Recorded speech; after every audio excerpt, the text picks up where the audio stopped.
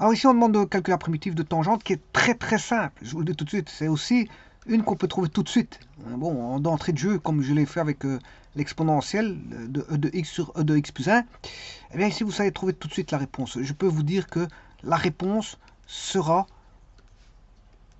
moins le logarithme népérien. C'est un logarithme népérien. Vous allez voir pourquoi. C'est celui qui est perspicace, qui voit les choses tout de suite, verra que c'est la moins logarithme népérien de cosinus x plus k. Il n'y a pas besoin de faire de calcul, je vous le dis tout de suite. Maintenant, celui qui veut faire les calculs pour mieux voir les choses, il le verra.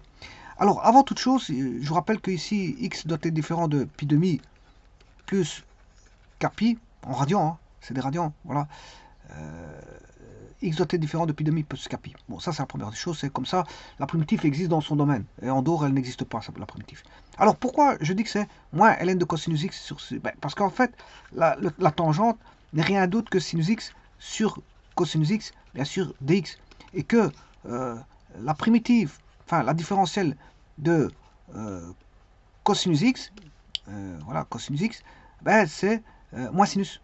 Donc, là, on n'a pas de moins sinus, on a sinus. Donc, pour avoir plus sinus, ben, il faut que je mette un moins. De cette manière-là, vous avez moins sinus, différentiel de cosinus c'est moins sinus. Avec le moins, ça fait plus sinus, et vous avez bien votre sinus sur... voilà. Et ceci, qu'est-ce que c'est? Ben, c'est tout simplement moins du sur u. Si vous posez u égale cosinus x, vous avez moins du sur u. Donc, c'est-à-dire moins la primitive de du sur u. Or, ceci, c'est moins ln de u. Moins ln de la valeur absolue de u plus k, c'est-à-dire moins ln de la valeur absolue de cosinus x plus k. Et donc, il est très aisé de trouver, je veux dire, la réponse d'un simple coup d'œil pour la tangente. Pour la tangente, c'est très aisé. Voilà. Maintenant, sachant ça, je vais bien sûr vérifier, pour ceux que ça intéresse.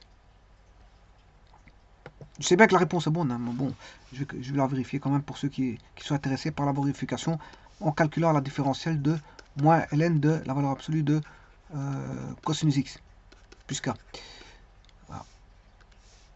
Alors, la différentielle de k vaudra 0, ça vous le savez, mais on aura moins la différentielle de ln de cosinus x. Je vous rappelle que la différentielle de ln d'une fonction f, c'est égal à différentielle de f sur f, tout simplement.